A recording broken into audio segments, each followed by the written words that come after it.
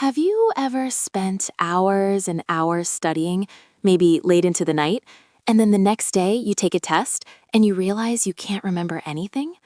Or have you ever looked at a classmate who seems to barely study but always gets great grades, and you wonder, what's their secret? How do they do it? I think we've all been there. I know I have. And that's exactly what we're going to talk about today. Hello, everyone. My name is Emily, and welcome to English Club Podcast. I'm so happy you're here with me today. Whether you're listening while you're commuting or studying or just relaxing at home, thank you for choosing to spend this time learning English with me. You know, I was just thinking about this topic this morning. I was organizing my desk, and I found some old notebooks from when I was in university. And wow, looking through those notes brought back so many memories. Some good memories, but also some stressful ones. I saw pages and pages of notes that I had written, highlighted in different colors, with little sticky notes everywhere.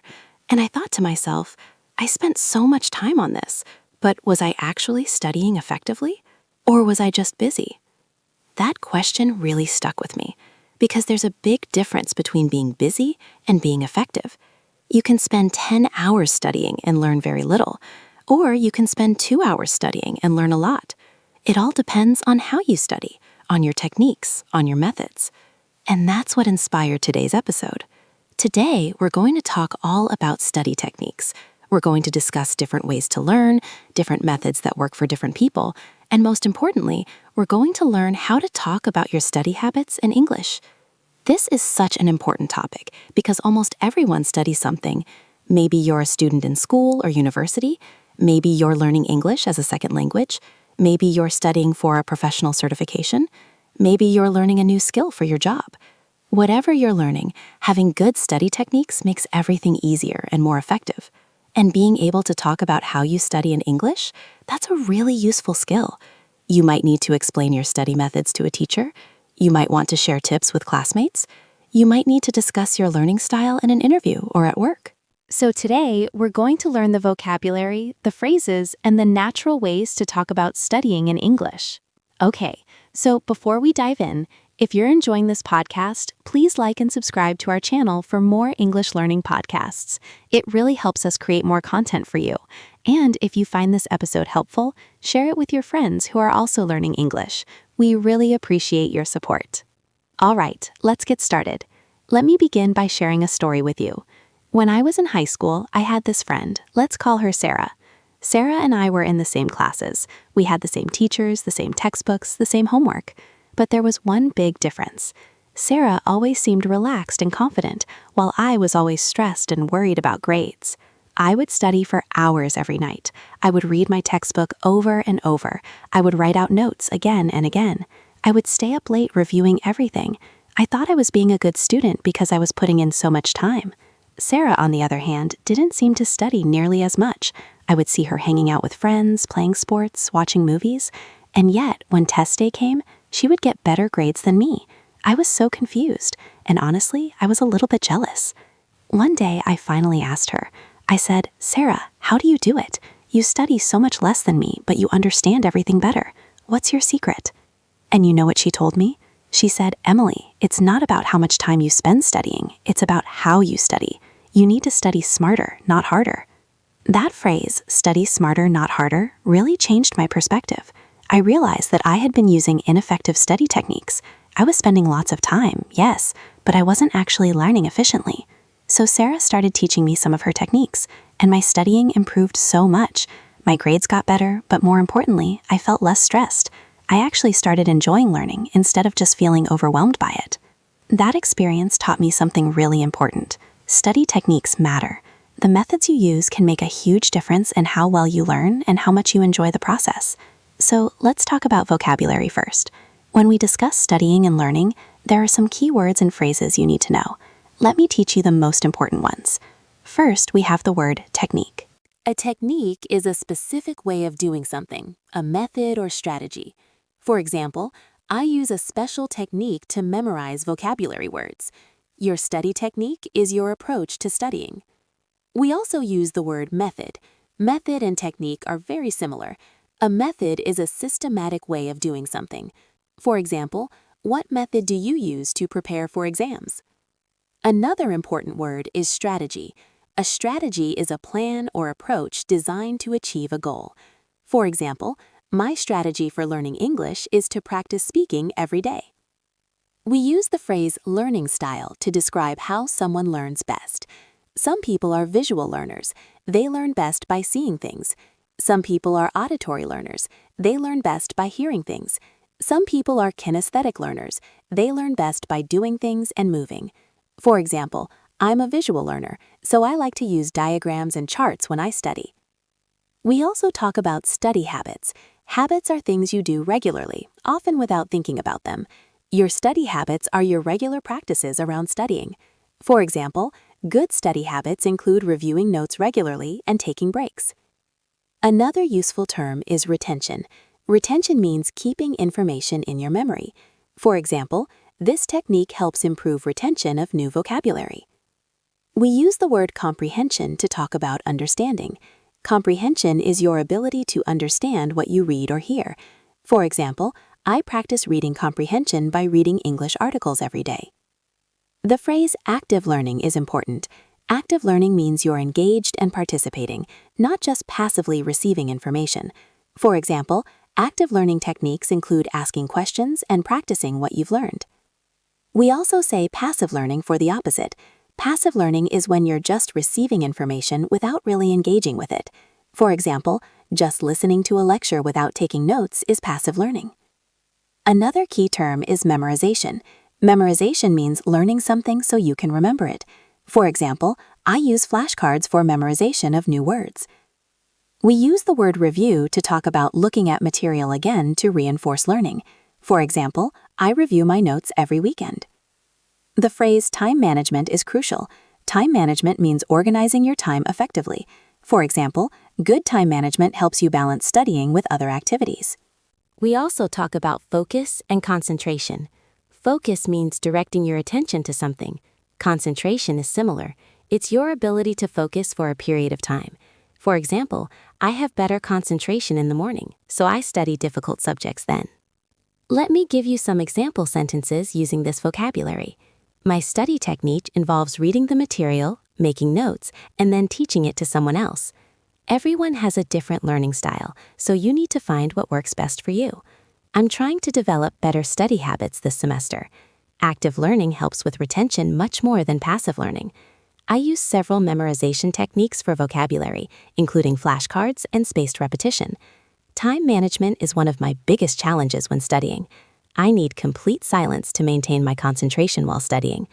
See how these words work together? They help us talk about studying in a clear, natural way. Now, let me teach you some common verbs we use when talking about studying. These verbs are really important for describing what you do when you study. We use review when we look at material again. I review my notes after every class. We say revise when we study material again to prepare for a test. This word is especially common in British English. I need to revise for my exam next week. We use memorize or learn by heart when we commit something to memory. I'm trying to memorize irregular verbs. We say practice when we do something repeatedly to improve. I practice English speaking every day. We use the phrase go over to mean review or examine. Let me go over this chapter one more time. We say take notes when we write down important information. I always take notes during lectures. We use highlight or underline when marking important information in a text. I highlight key points in my textbook. We say summarize when we create a brief version of longer content. After reading each chapter, I summarize the main points. We use the phrase look up when searching for information. When I don't know a word, I look it up in the dictionary. We say focus on when concentrating on something specific. Today, I'm going to focus on grammar. We use prepare for when getting ready for something. I'm preparing for my final exams. Let's practice using these verbs in sentences. I review my vocabulary flashcards every morning before breakfast. British students often say they need to revise before exams. I'm trying to memorize the periodic table for my chemistry test. She practices piano for 2 hours every day. Can we go over the homework assignment together? I take detailed notes during every lecture so I can review them later. I use different colored highlighters to mark different types of information. After finishing a book, I summarize each chapter in my own words. Whenever I encounter a new word, I look it up immediately and write down the definition. Right now, I'm focusing on improving my pronunciation. I've been preparing for this presentation for 3 weeks. These verbs help you describe exactly what you do when you study. They make your explanations much clearer and more specific. Now let me share more about my own study journey and the techniques I've learned over the years. This will help you see how these techniques work in real life. When I first started learning English seriously, I made a lot of mistakes with my study methods. I would do things that seemed like good studying, but they weren't actually effective. For example, I would read the same page of a textbook over and over again. I thought if I read it enough times, I would remember it. But you know what happened? After reading the same page 5 times, I would close the book and realize I couldn't remember anything. My mind had just been wandering while my eyes moved across the words. I was engaged in passive learning, just letting the words wash over me without really processing them. I also used to write out vocabulary lists over and over. I would write each word 10 times, thinking this would help me remember. But this was also pretty ineffective. It was mechanical, mindless. My hand was moving, but my brain wasn't really engaged. And I used to study for huge blocks of time without breaks. I would sit at my desk for 4 or 5 hours straight, thinking longer study sessions meant more learning. But I would get so tired and my concentration would drop so much that the last 2 hours were basically useless. These were all ineffective techniques. I was putting in effort, sure, but I wasn't getting good results. So what changed? How did I improve my study techniques? Well, I started learning about how the brain actually learns. I started experimenting with different methods. I started paying attention to what actually worked versus what just made me feel busy. Let me tell you about some of the techniques that really made a difference for me. The first technique I discovered was active recall. Active recall means actively trying to remember information rather than just rereading it. Instead of reading my notes over and over, I started testing myself. I would read a page, close the book, and then try to write down everything I could remember. This was much harder than just rereading, but it was so much more effective. The science behind this is really interesting. When you try to recall information, you're strengthening the neural pathways in your brain. You're actually practicing retrieving that information, which makes it easier to retrieve in the future, like during a test. So instead of reading a vocabulary list 5 times, I would read it once, cover it, and try to write down all the words from memory. This active recall practice helped me learn vocabulary so much faster. Another technique that transformed my studying was spaced repetition. Spaced repetition means reviewing information at increasing intervals over time. Instead of cramming everything in one day, you review it multiple times with gaps in between. Here's how it works. Let's say you learn something new today. You review it tomorrow. Then you review it again 3 days later. Then a week later. Then 2 weeks later. Each time, you're spacing out the review a bit more. This technique is incredibly powerful for long-term retention. I use spaced repetition especially for vocabulary. There are even apps designed around this principle, like Anki, but you can also do it manually with flashcards. The key is to review things multiple times over days and weeks, not just once.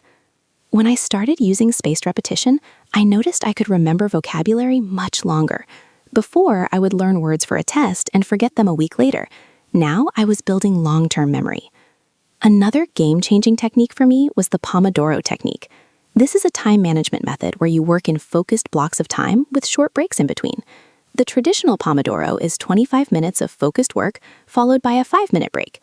After 4 Pomodoros, you take a longer break of 15 to 30 minutes. This technique completely changed how I approach studying. Instead of those long, exhausting 4-hour sessions where my concentration gradually dropped, I started doing Pomodoros. I would set a timer for 25 minutes and focus completely on studying during that time. No phone, no distractions, just pure focus. Then I would take a 5-minute break to stretch, get water, look out the window. The difference was amazing. Those 25-minute blocks were so much more productive than my previous long sessions, and the breaks kept me fresh and energized. I could maintain high concentration throughout my study session. I also learned the importance of teaching what you learn. This is sometimes called the Feynman technique, named after the physicist Richard Feynman. The idea is that if you can explain something in simple terms, you truly understand it. So I started trying to teach concepts to others, or even just to myself. After learning something, I would imagine I was explaining it to a friend who knew nothing about the subject. I would talk out loud, using simple language, trying to make it clear and understandable. This technique reveals gaps in your understanding. When you try to explain something and you get stuck, that shows you what you need to study more. It forces you to process information deeply, rather than just superficially. I remember when I was studying English grammar, I would learn a grammar rule and then try to explain it to my roommate. Sometimes I thought I understood something, but when I tried to explain it, I realized I didn't really get it, so I would go back and study that part more carefully. Another technique I discovered was using multiple senses and multiple formats. This is based on the idea that engaging more of your brain creates stronger memories. So instead of just reading, I would read, write, speak, and listen. For vocabulary, for example, I wouldn't just read the word. I would write it, say it out loud, listen to the pronunciation, use it in a sentence, maybe even draw a picture to represent it. This multisensory approach helped the words stick in my memory much better. I also learned the value of connecting new information to what I already know. The brain loves connections. When you link new information to existing knowledge, it's much easier to remember. So when I learn a new English word, I try to connect it to something I already know. Maybe it sounds like a word in my native language. Maybe it relates to something I'm interested in. Maybe I can create a story or image that links it to existing knowledge. These connections make learning so much more effective. Let me tell you a specific example. When I was learning the word ambitious, I connected it to my friend's ambition to become a doctor. Now, whenever I see or hear the word ambitious, I think of my friend, and I remember the meaning. That personal connection makes it memorable. I also discovered the importance of varying my study location.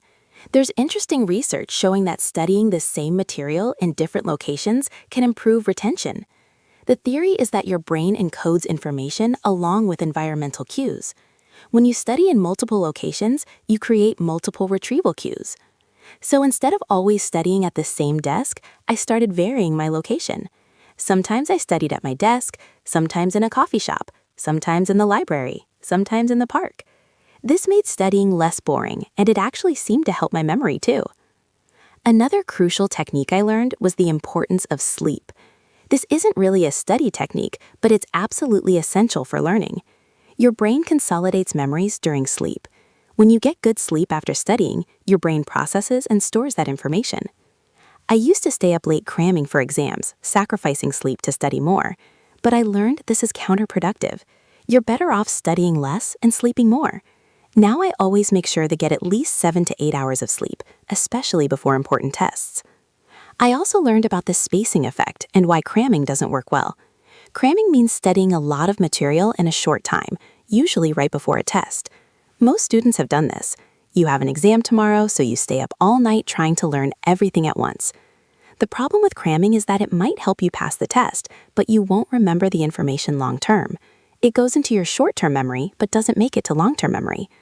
A week after the test, you've forgotten most of what you learned. Spacing out your studying over time is much more effective. If you have a test in 2 weeks, it's better to study a little bit each day for 2 weeks than to study for 10 hours the night before. The spaced practice builds strong, lasting memories. Let me share another technique that really helped me: elaborative interrogation. That's a fancy term for asking yourself why questions about the material you're learning. Instead of just accepting information, you ask why it's true, how it works, what the reasons are. For example, if I'm learning that water boils at 100 degrees Celsius, I don't just memorize that fact. I ask why. What's happening to the water molecules at that temperature? Why does it happen at that specific temperature? This deeper questioning helps me understand and remember the information better. I also discovered the benefits of interleaving.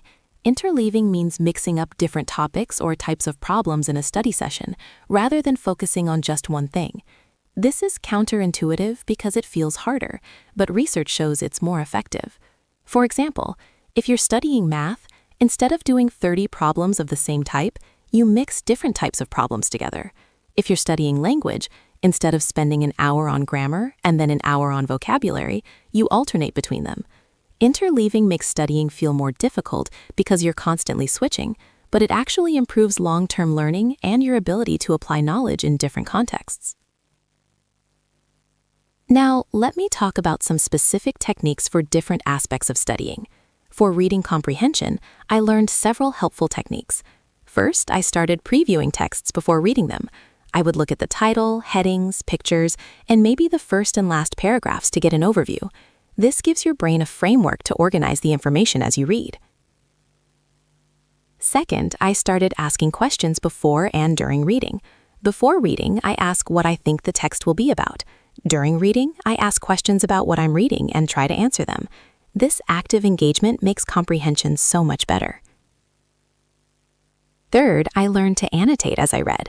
I write notes in the margins, underline key points, circle words I don't know. This keeps me actively engaged with the text rather than just letting my eyes move across the words. For listening comprehension, especially important for language learning, I discovered some useful techniques. First, I learned to listen actively rather than passively. Active listening means really focusing, trying to understand, predicting what might come next. Second, I started listening to things multiple times. The first time, I just try to get the general idea. The second time, I focus on details. Maybe the third time, I listen with a transcript to check my understanding. This multiple pass approach really improved my listening skills.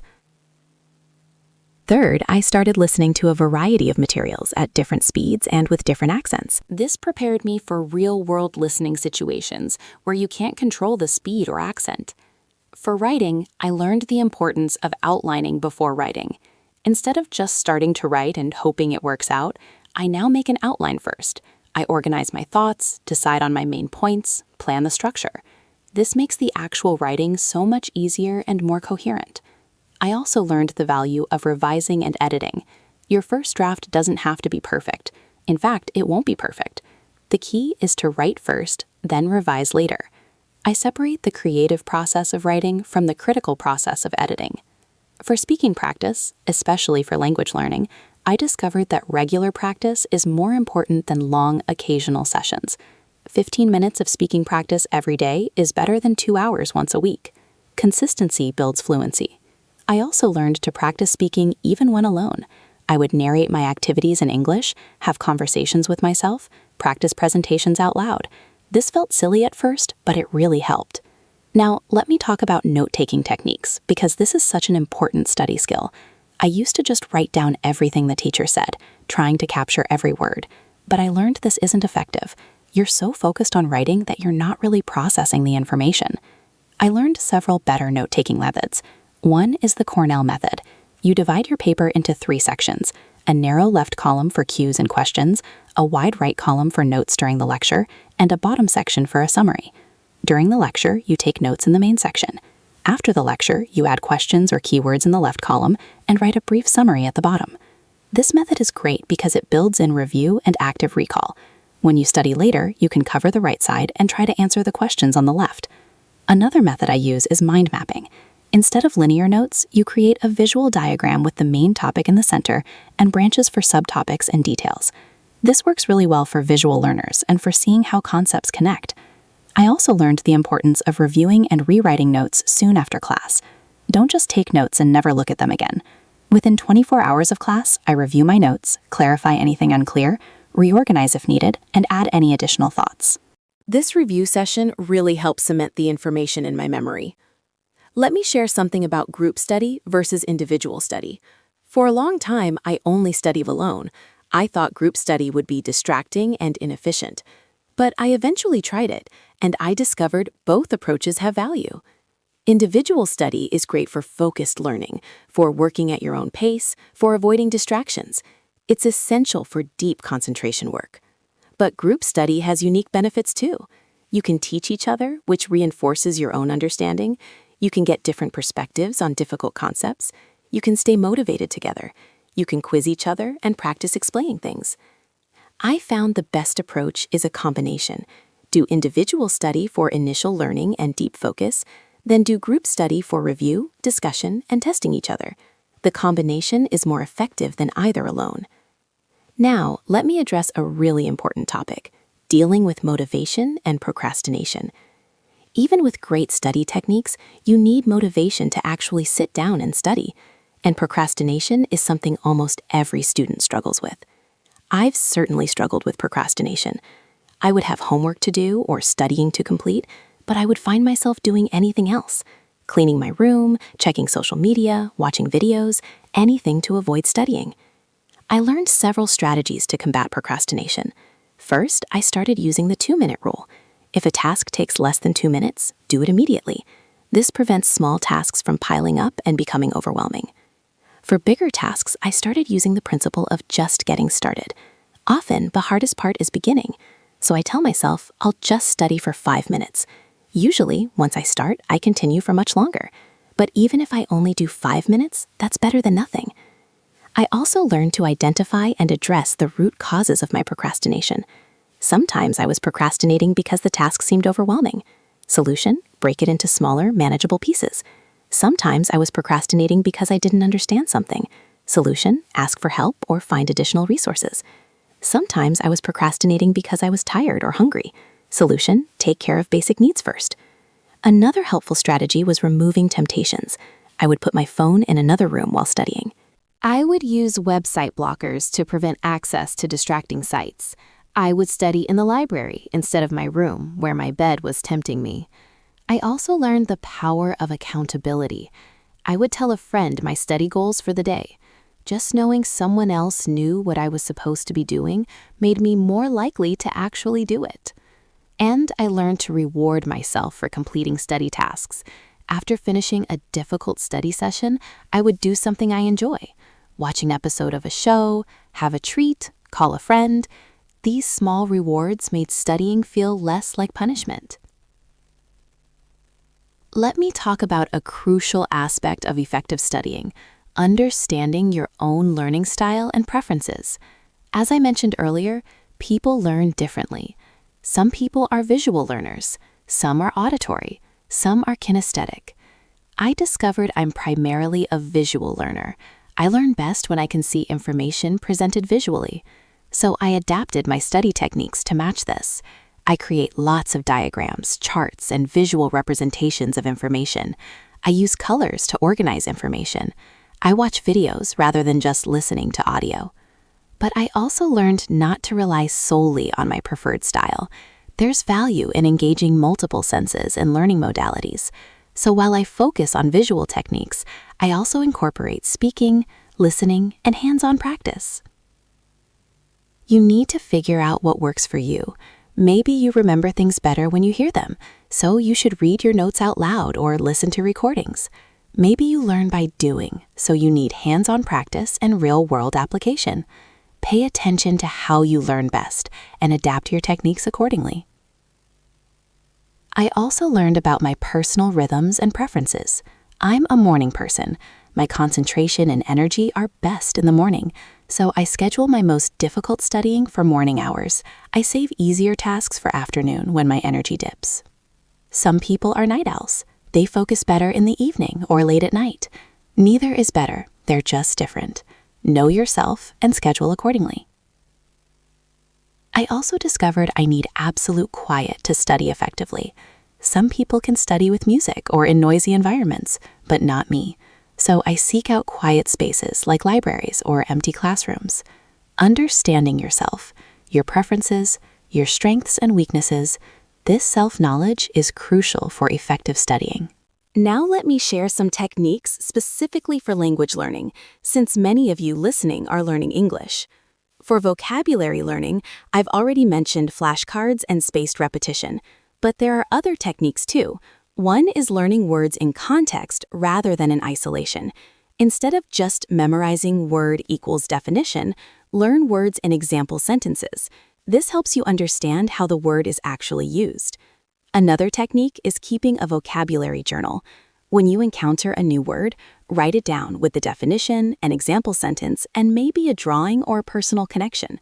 Physically writing helps memory, and having all your vocabulary in one place makes review easy. I also use the technique of learning word families. When I learn a new word, I also learn related words. For example, if I learn create, I also learn creation, creative, creativity, creator. Learning words in families is efficient and helps you see patterns. For grammar, I learned that understanding is more important than memorization. Don't just memorize rules, understand why they work. And most importantly, practice using grammar in real communication. not just in isolated exercises. For pronunciation, I discovered the value of recording myself and listening back. It's uncomfortable at first to hear your own voice, but it reveals exactly where your pronunciation needs improvement. Compare your recording to native speakers and identify specific sounds to work on. For speaking fluency, I learned the importance of thinking in English rather than translating from your native language. This is hard at first, but it's essential for fluency. I practice this by narrating my daily activities in English, thinking about what I would say in different situations, having mental conversations. For listening comprehension, I used graduated difficulty. I started with slow, clear materials designed for learners. As I improved, I moved to more authentic materials, faster speeds, different accents. This gradual progression built my skills without overwhelming me. For reading, I learned the value of extensive reading. This means reading a lot of easier material rather than struggling through difficult texts. When you read easier material, you can read more, enjoy it more, and naturally encounter and learn new vocabulary and context. Now, let me share some thoughts about using technology for studying. We have so many tools available now that didn't exist when I was first learning. These tools can be incredibly helpful if used wisely. Apps like Anki for spaced repetition flashcards are fantastic for vocabulary learning. Apps like Duolingo or Babbel provide structured language practice. YouTube has unlimited educational content on every topic imaginable. I use my phone to listen to podcasts and audiobooks in English while commuting or exercising. This is making use of time that would otherwise be wasted. I use apps to block distracting websites during study time. I use Google Calendar to schedule my study sessions and set reminders. But technology can also be a huge distraction. Social media, games, endless entertainment, all right there on your phone. So I've learned to be intentional about technology use. I turn off notifications during study time. I use apps to limit my social media time. I keep my phone out of reach when studying. The key is using technology as a tool to support your learning, not as a distraction from it. Let me talk about preparing for tests and exams specifically. This requires some special techniques beyond regular studying. First, I learned to start preparing well in advance. Don't wait until the week before an exam to start studying. If you've been using good study techniques all along, preparing for a test is just review. But give yourself at least 2 weeks of focused review time for major exams. Second, I learned to find out exactly what will be on the test. Talk to the teacher, look at past exams if available, review the syllabus. Study efficiently by focusing on what will actually be tested. Third, I learned to create a study schedule for test prep. Break down what you need to review and allocate specific times for each topic. Having a plan reduces stress and ensures you cover everything. Fourth, I practice with similar test formats. If the test will have multiple choice questions, I practice with multiple choice. If it will be essay questions, I practice writing essays. Familiarity with the format reduces test anxiety. Fifth, I learned the value of study guides or summary sheets. I create one-page summaries of key information for each topic. The process of creating these summaries is valuable study in itself, and then I have concise materials for last-minute review. Finally, I take care of myself physically before exams. Good sleep, healthy food, exercise, staying hydrated. Your brain works best when your body is well cared for. On test day, I've learned some helpful strategies too. I arrive early to avoid rushing. I read through all instructions carefully before starting. I answer easy questions first to build confidence and secure those points. I manage my time, checking how much time I have left periodically, and I review my answers if time permits. Now let me discuss something that often gets overlooked, the importance of breaks and rest in studying. Taking breaks isn't laziness. It's a crucial part of effective studying. The brain needs downtime to process and consolidate information. If you study continuously for hours without breaks, your concentration drops, your retention decreases, and you get mentally exhausted. As I mentioned, I use the Pomodoro technique with regular breaks, but even beyond that, I make sure to take longer breaks too. After a few hours of studying, I might take a 30-minute break to walk, exercise, have a meal. I also learned the value of days off. You can't study effectively 7 days a week indefinitely. Taking a full day off each week actually improves your overall productivity and learning. During breaks, I do something different. I don't just switch from studying one subject to studying another. I move my body, get fresh air, do something enjoyable. This genuine rest refreshes my mind. I also learned about the benefits of diffuse thinking. This is when you're not actively focused on a problem, but your brain is still working on it in the background. Sometimes the solution to a difficult problem comes when you're in the shower or taking a walk, not when you're sitting at your desk staring at it. So taking breaks isn't wasting time. It's an essential part of the learning process. Let me share some thoughts about dealing with difficult subjects or topics you find boring. Everyone has subjects they struggle with or don't enjoy. How do you study these effectively? First, I learned to acknowledge my feelings rather than fight them. It's okay to find something boring or difficult. Accepting this reduces the emotional resistance. Second, I try to find personal relevance or interest in the topic. Maybe the subject itself is boring, but can I connect it to something I care about? Can I make it relevant to my goals? Third, I use the principle of eating the frog. This means tackling the hardest or most unpleasant task first when your energy is highest. If I have several things to study, I do the difficult or boring one first. Fourth, I make boring material more engaging. I turn facts into stories. I create games or challenges. I study with others to make it more social. I find creative ways to make the material more interesting. Fifth, I use rewards. After completing a session on a difficult or boring subject, I do something I really enjoy. And sometimes I just push through. Not everything in learning is fun or easy. Sometimes you just have to do the work, even when you don't feel like it. Building discipline and perseverance is part of becoming an effective learner. Now, let me address a common challenge: balancing studying with other responsibilities. Most people aren't full-time students with unlimited time to study. You might have work, family responsibilities, social commitments. I learned several strategies for this. First, I became more efficient with my study time. Using effective techniques means I need less time overall. 2 hours of focused, effective studying beats 4 hours of inefficient studying. Second, I learned to use small pockets of time. Waiting for a bus, review flashcards. Lunch break, listen to an educational podcast. These small moments add up. Third, I learned to say no to less important things. You can't do everything. Protecting time for important priorities like studying sometimes means declining social invitations or other activities. Fourth, I integrated learning into daily life where possible. If I'm learning a language, I change my phone settings to that language. I listen to music or watch shows in that language. Learning doesn't have to be separate from living. Fifth, I communicated with people in my life about my goals and asked for support. When my family and friends understood that I was working toward important goals, they were more understanding when I needed to study instead of hang out. Balance is difficult and always changing. Some weeks you can study more, some weeks less. The key is consistency over the long term, not perfection in the short term. Let me talk about something that can really derail studying: perfectionism and fear of failure. I struggled with this a lot. I would avoid studying because I was afraid I wouldn't do well, or I would spend way too long on one assignment trying to make it perfect. I learned that perfectionism is counterproductive. Striving for excellence is good. But perfectionism, the idea that anything less than perfect is failure, that's harmful. I learned to embrace mistakes as learning opportunities.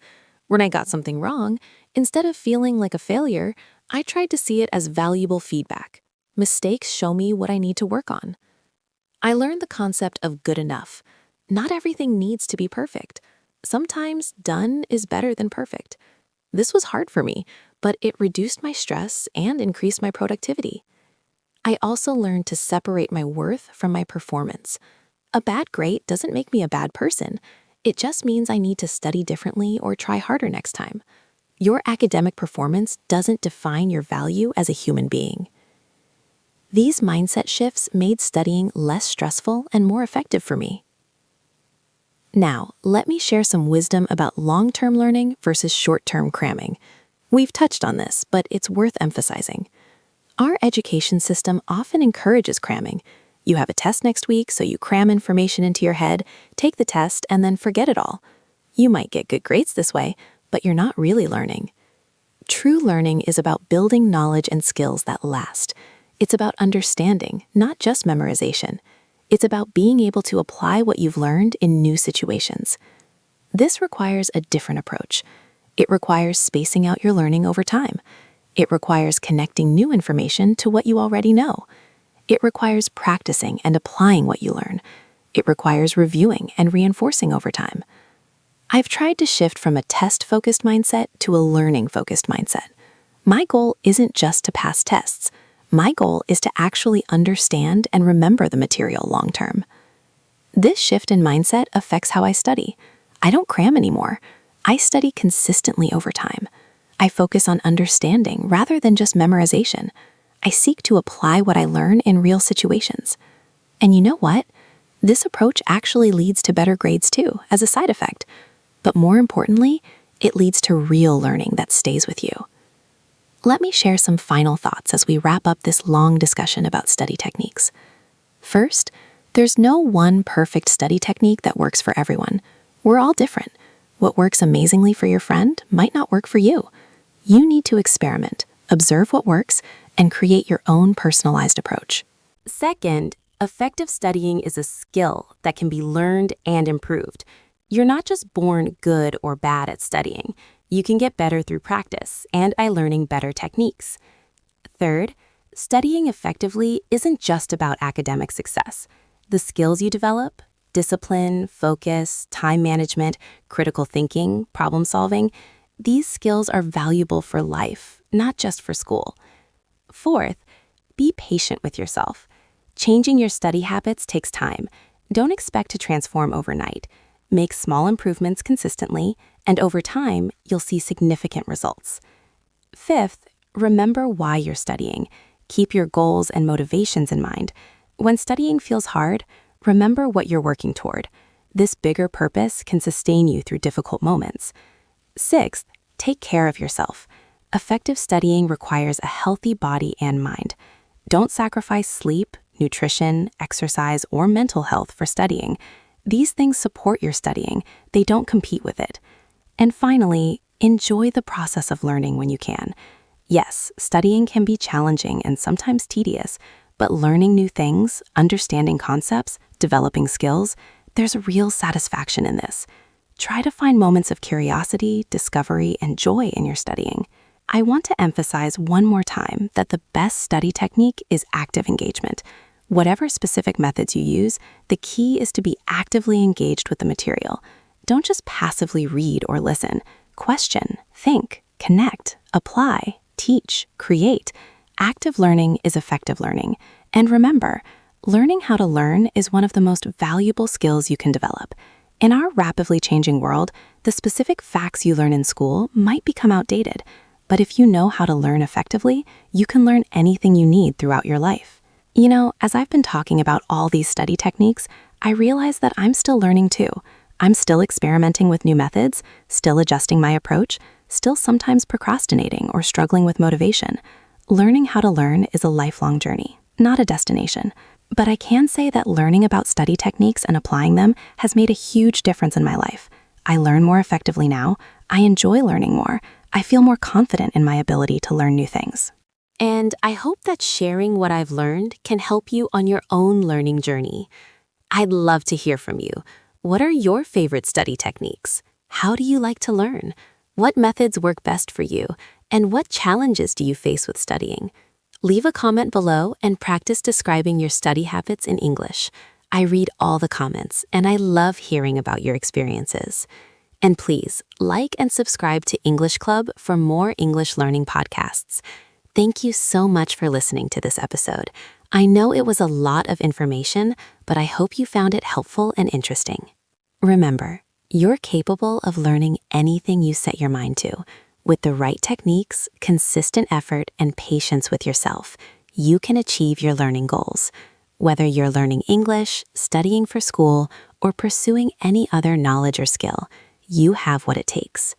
Keep practicing your English. Keep experimenting with study techniques. Keep learning and growing. And remember, everyone learns differently, and that's okay. Find what works for you, and don't compare yourself to others. Thank you again for being here with me today. See you in the next episode. Take care and happy studying.